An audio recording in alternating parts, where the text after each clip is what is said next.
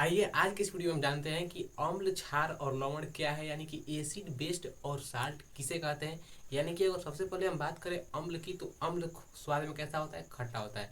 यानी कि अम्ल खट्टा होता है, क्षार कड़वा होता है, और जो लवण होता है यानी कि नमक, आप लोग समझ सकते हैं कैसा होता है। देखिए, सबसे इम्पोर्टेंट है अम्ल और क्षार, यानी कि लवण को समझने से पहले आप लोगों को अम्ल और क्षार के परिभाषा, गुणधर्म और इसके अलग अलग अभिक्रियाओं को समझने होंगे। यानी कि आप लोगों को समझने में केवल दिक्कत अम्ल और क्षार ही है ना। तो आइए हम अम्ल की बात करते हैं। अगर सबसे पहले हम लोग बात करें अम्ल की, तो अम्ल जो हमारा शब्द है, इसका मतलब ही होता है खट्टा ना। अम्ल को इंग्लिश में क्या बोलते हैं? तो एसिड। और एसिड जो शब्द है, यह लैटिन भाषा के एसिडस शब्द से लिया गया है, यानी एसिडस, यह लैटिन भाषा के एसिडस शब्द से लिया गया है, जिसका शाब्दिक अर्थ क्या होता है? खट्टा। यहाँ पे आप लोग लिख लीजिएगा, लैटिन भाषा के ना एसिडस शब्द से लिया गया है, जिसका मतलब क्या होता है? खट्टा होता है। ठीक, देखिए, चाहे वो अम्ल हो, क्षार हो या फिर लवण हो ना, यानी कि इन तीनों में से कोई भी हो, ये सभी ही विद्युत के सुचालक होते हैं। यानी कि इन सभी में ना बिजली प्रवाहित आराम से हो सकती है। अगर पानी की बात करें, तो जो भी पानी, यानी कि पानी में अगर हम लोग अम्ल घोरेंगे, यानी कि अम्ल को उसमें पानी में विलय करेंगे और उसमें से बिजली प्रवाहित करेंगे, तो बिजली प्रवाहित हो जाएगी। और क्षार को पानी में घोरेंगे और बिजली प्रवाहित करेंगे तो हो जाएगी ना। उसी प्रकार से यहाँ पे लिखा गया है क्या? तो सभी अम्ल, क्षार और लवण जो होते हैं ना, ये विद्युत के संचालन, यानी कि विद्युत के सुचालक होते हैं। और विद्युत के सुचालक जो होते हैं, उन्हीं को कहा जाता है क्या? विद्युत अपघट्य। यानी कि जो विद्युत के सुचालक होते हैं, उनको क्या कहा जाता है? विद्युत अपघट्य। जैसे कि HCl, यानी कि हाइड्रोक्लोरिक अम्ल जो है, वह विद्युत का सुचालक है। और NaOH, यानी कि सोडियम हाइड्रोक्साइड जो है, वो विद्युत का सुचालक है। देखिए, कुछ कुछ ऐसे भी पदार्थ हैं जो कि पानी में घोलने के बाद उसमें से बिजली प्रवाहित ही नहीं होता है। जैसे शराब हो गया ना, यूरिया हो गया, ग्लूकोज हो गया। अगर आप लोग शराब, यूरिया और ग्लूकोज को पानी में घोलेंगे और बिजली प्रवाहित करेंगे तो हो भी नहीं करेगा। ये पता ना कैसा अजीब ट्रिक है।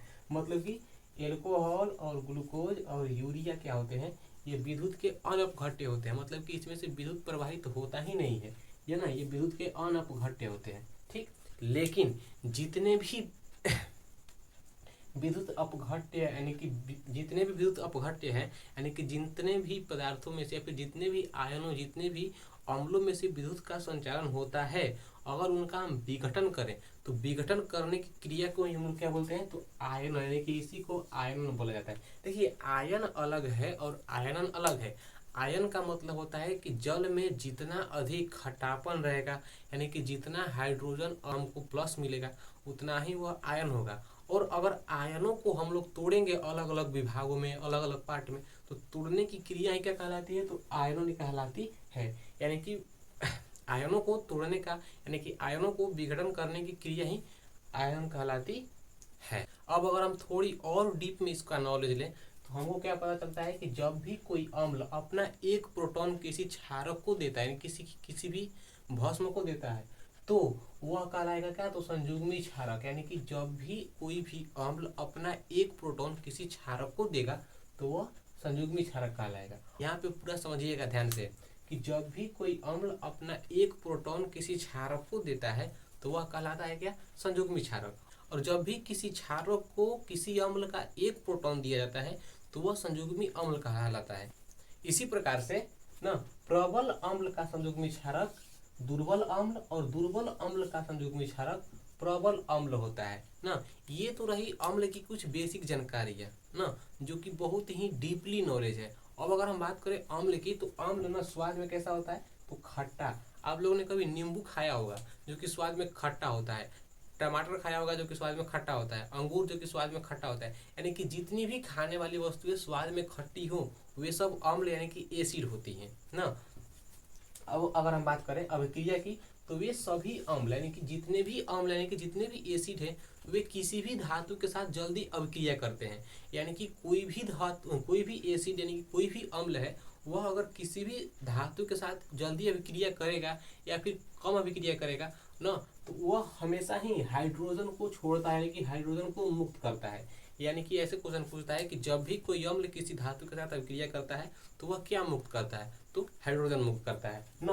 और सबसे अधिक अभिक्रिया धातु किस, यानी कि सबसे अधिक अम्ल किस धातु के साथ अभिक्रिया करता है, तो पोटेशियम के साथ। और सबसे कम अभिक्रिया किस धातु के साथ अम्ल करता है, तो वह सोना यानी कि Au के कारण करता, यानी कि Au के साथ करता है। ना देखिए, हमारे पेट में हाइड्रोक्लोरिक अम्ल है जो कि हमारे पेट में केवल 1% है। अगर 1% से थोड़ा सा भी ज़्यादा हुआ या फिर ज़्यादा होने के कगार में होता है तो हमारे पेट में ना गैस बनने लगते हैं। यानी कि गैस क्यों बनते हैं, तो अम्ल की मात्रा हमारे पेट में बढ़ती है, इसी कारण हमारे पेट में गैस बनते हैं। अब गैस का जो दवा है, यानी कि गैस यानी कि देहाती भाषा में कि आपने पानी कम पिया इसीलिए आपके पेट में गैस बन रहा है, लेकिन ऐसा नहीं है। यानी कि जब भी आपके पेट में गैस बनते हैं तो आपको ना एंटासिड नामक एक क्षारक दिया जाता है जो कि एक मेडिसिन की तरह कार्य करता है और वो अम्ल को कम करता है हमारे पेट से। अगर हाँ HCl अगर यानी कि हाइड्रोक्लोरिक अम्ल अगर 1% से थोड़ा सा ऊपर नीचे है तो थोड़ा सा चल बन जाएगा, लेकिन अगर 2, 3 पर 4 हुआ तो ज़्यादा गैस बनाता है। और जब गैस बनाता है तो आप लोग समझ सकते हैं क्या होता है उसके बाद, ठीक। यानी कि जब गैस बनाएगा तो उस टाइम पे हम लोग एंटासिड नामक एसिड देते हैं, और यह एसिड जो होता है वो सोडियम बाइकार्बोनेट और मैग्नीशियम हाइड्रोक्साइड से बना होता है। यानी कि अब से देखिए एक बार फिर से, हमारे पेट में ना HCl नामक एक अम्ल है जो कि हमेशा बनता रहता है और यह भोजन को पचाने में कार्य करता है। यह जब भी हमारे शरीर में इसकी मात्रा अधिक होती है तो हमारे शरीर में गैस की मात्रा यानी कि बढ़ती है।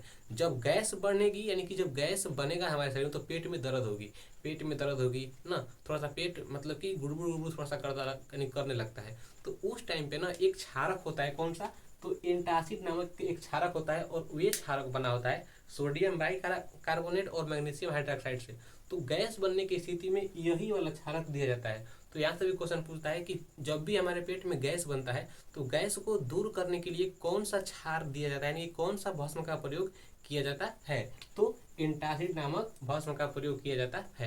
अब अगर हम थोड़ा सा इससे आगे बढ़े यानी कि थोड़ा सा इससे हम आगे जाने तो हमको पता चलता है कि अगर लिटमस पत्र पे हम अम्ल को डालते हैं, अगर उसका रंग लाल हो गया तो वह अम्ल है। अगर लिटमस पत्र पे हम क्षार को डालते हैं तो अगर उसका रंग नीला हो गया तो वह क्षार है। देखिए, लिटमस पत्र पे अम्ल को डालने से लिटमस पत्र का जो रंग होता है वह लाल हो जाता है, लेकिन अगर लिटमस पत्र पे हम ना किसी भी क्षार को डालते हैं तो उसका रंग नीला हो जाता है।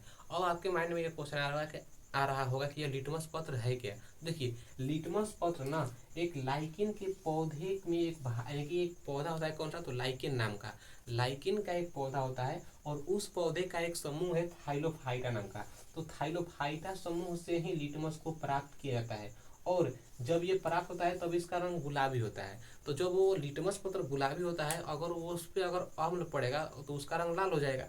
तो हमको पता चलता है कि हाँ ये अम्ल है, यानी कि अगर रंग लाल हो गया तो अगर हम क्षार डालेंगे तो उसका रंग नीला हो जाएगा, तो हमको पता चलता है कि हाँ ये मैंने क्षार है। तो लिटमस पत्र ना एक सूचक का काम करता है जो कि अम्ल और क्षार को पहचानने में हेल्प करता है। देखिए, सबसे पहले अगर हम बात करें अम्ल की, तो अम्ल के 2 प्रकार होते हैं ना। अम्ल के कितने प्रकार, 2, यानी कि पहला है प्रबल अम्ल और दूसरा दुर्बल अम्ल। प्रबल अम्ल की अगर बात करें तो जो भी सबसे ज्यादा हाइड्रोजन आयन देगा, हाइड्रोजन आयन जितना अधिक देता है उसे हम प्रबल अम्ल कहते हैं ना। और जिस भी विलयन में हाइड्रोजन आयन की मात्रा अधिक रहती है तो उसे हम सांद्र कहते हैं। इतना आप लोग ध्यान दीजिएगा। यानी कि अगर हाइड्रोजन अम्ल यहाँ पे अधिक है तो ये प्रबल अम्ल है, लेकिन अगर इसी में हाइड्रोजन आयन की मात्रा सबसे अगर अधिक रहेगी तो यही हमारा क्या हो जाएगा, सांद्र हो जाएगा ना। और दुर्बल अम्ल में क्या होता है कि हाइड्रोजन अम्ल की यानी कि यह भी हाइड्रोजन यानी कि यह भी H+ देता है लेकिन बहुत ही कम देता है, तो इसको हम लोग तनु कहते हैं। तनु यहाँ पे आप लोग तनु यानी कि सांद्र और तनु। सांद्र का मतलब कि जिस भी विलयन में हाइड्रोजन की मात्रा अधिक होगी उसे सांद्र कहेंगे और वह प्रबल अम्ल कहलाएगा। और दुर्बल अम्ल का मतलब कि जिस भी विलयन में H+ देने की मात्रा कम हो और वह तनु कहलाएगा। ठीक, तो देखिए, प्रबल अम्ल में हाइड्रोक्लोरिक अम्ल यानी कि HCl, नाइट्रिक अम्ल यानी कि HNO3 और सल्फ्यूरिक अम्ल यानी कि H2SO4 आते हैं। ठीक, अगर बात करें हम लोग कि दुर्बल अम्ल, तो दुर्बल अम्ल में कार्बनिक अम्ल है जो कि H2CO3 ना, और एसिटिक अम्ल CH3COOH एंड बेरिक अम्ल H3BO3 ऐसे होता है। ठीक, देखिए, बेरिक अम्ल जो है ना वो एक एंटीसेप्टिक के रूप में कार्य करता है, जो कि एंटीसेप्टिक एक क्रीम का कार्य करता है। यानी कि बेरिक अम्ल एंटीसेप्टिक है। यहाँ से क्वेश्चन पूछता है ऐसे कि बेरिक अम्ल क्या है, नो, अम्ल, क्षार, लवण या फिर एंटीसेप्टिक, यानी कि यहाँ पे एंटीसेप्टिक हो जाएगा। अब अगर हम बात करें कि क्षार और क्षार के कितने प्रकार होते हैं और क्षार को कैसे पहचाना जाए, तो आइए हम उसके बारे में जानते हैं। देखिए, क्षार ना कड़वा होता है, यानी कि स्वाद में यह कड़वा यानी कि तीखा लगेगा। कौन सा? तो क्षार। और यह अम्ल के साथ अभिक्रिया करके एक उदासीन यानी कि जल का निर्माण करता है। जल आप लोग पिए हैं, जल स्वाद में न खट्टा, न मीठा, न तीखा, न कड़वा, कुछ नहीं लगता है, यानी कि यह उदासीन लगता है। आप जल में जो घोर देंगे, यानी कि जो जिसका भी आप जल में विलय बना देंगे, वो उस प्रकार का उसका स्वाद हो जाएगा। देखिए, क्षार की अगर हम बात करें तो क्षार भी दो प्रकार के होते हैं, प्रबल क्षार और यानी कि दुर्बल क्षार। प्रबल क्षार जो कि जल में घुलकर OH माइनस देते हैं, लेकिन सबसे ज्यादा जो OH माइनस देने वाले हैं ना, वे प्रबल क्षार कहलाएंगे। और दुर्बल क्षार का मतलब कि जो OH माइनस देते हैं लेकिन बहुत ही कम देते हैं ना, तो वे दुर्बल क्षार कहलाएंगे। प्रबल क्षार में सोडियम हाइड्रोक्साइड और पोटेशियम हाइड्रोक्साइड, यानी कि ये जल में घुलकर बहुत ही OH माइनस देते हैं, यानी कि इससे अधिक मात्रा में OH माइनस देते हैं। अगर बात करें हम लोग कि अमोनिया हाइड्रोक्साइड, कैल्शियम हाइड्रोक्साइड और मैग्नीशियम हाइड्रोक्साइड की, तो ये OH माइनस देते तो हैं लेकिन बहुत ही कम, इसलिए इनको दुर्बल क्षार की श्रेणी में रखा गया है। और अगर हम लोग बात करें थोड़ा सा और आगे, यानी कि हम लोग अम्ल पढ़ लिए, क्षार पढ़ ली, अम्ल और क्षार की बेसिक नॉलेज भी हम लोगों ने ले ली, तो अब इसके थोड़ा सा और एक स्टेप आगे बढ़ते हैं और बात करते हैं कि कौन कौन से पदार्थ में कौन कौन सा अम्ल पाया जाता है, और उनको याद करना बहुत ही जरूरी है आपके किसी भी एग्जाम की दृष्टि के लिए, चाहे आप बोर्ड में हैं, कंपटीशन में हैं, या फिर किसी भी जॉब की तैयारी कर रहे हैं उसके भी एग्जाम के लिए यहाँ से क्वेश्चन पूछे जाते हैं। तो देखिए, अगर हम बात करें संतरा और नींबू की, तो संतरा और नींबू में सिट्रिक अम्ल पाए जाते हैं, यानी कि लेमन और ऑरेंज में कौन सा अम्ल? तो सिट्रिक अम्ल, यानी कि सिट्रिक एसिड इसमें पाया जाता है। और सेब इमली में मैलिक अम्ल, इमली में टार्टरिक अम्ल, और सिरका में एसिटिक अम्ल, दही में लैक्टिक अम्ल, टमाटर में ऑक्जेलिक अम्ल, और अमाशय यानी कि हमारे पेट में HCl ना हाइड्रोक्लोरिक अम्ल, और चाय में टैनिक अम्ल, विटामिन सी, यानी कि विटामिन सी में कौन सा अम्ल? तो एस्कॉर्बिक अम्ल ना, एस्कॉर्बिक अम्ल, और लाल चींटी में फॉर्मिक अम्ल पाया जाता है। देखिए, इसको फिर से दोहराते हैं ना, संतरा और नींबू में सिट्रिक अम्ल, सेब में मैलिक अम्ल, और इमली में टार्टरिक ना, टाइटैनिक वाला टार्टरिक, इसको आप लोग ऐसे याद कीजिएगा ना, सिरका में एसिटिक, दही में लैक्टिक अम्ल, टमाटर में ऑक्जेलिक अम्ल, अमाशय में HCl यानी कि हमारे पेट में हाइड्रोक्लोरिक अम्ल है, और चाय में टैनिक अम्ल, विटामिन सी में एस्कॉर्बिक अम्ल, और लाल चींटी में फॉर्मिक अम्ल ना। यानी कि इतना हम लोग ने जाना इस वीडियो में, और आगे का जो प्रोसेस है हम लोग पार्ट 2 में समझेंगे, यानी कि उसमें हम लोग समझेंगे अम्ल और क्षार के गुण धर्म, पहचानने का नियम, कैसे अभिक्रिया करता है, और साथ में ही लवण के बारे में भी हम लोग उस वीडियो में जानने वाले हैं, यानी कि सेकेंड वाले वीडियो में ना। तो इतना आप लोग समझ गए होंगे, और मैं ऐसा करता हूँ कि आपको ये फुल्ली समझ में आ गई होगी। तो मिलते हैं हम लोग के अगली वीडियो में एक नए टॉपिक के साथ, तब तक के लिए धन्यवाद।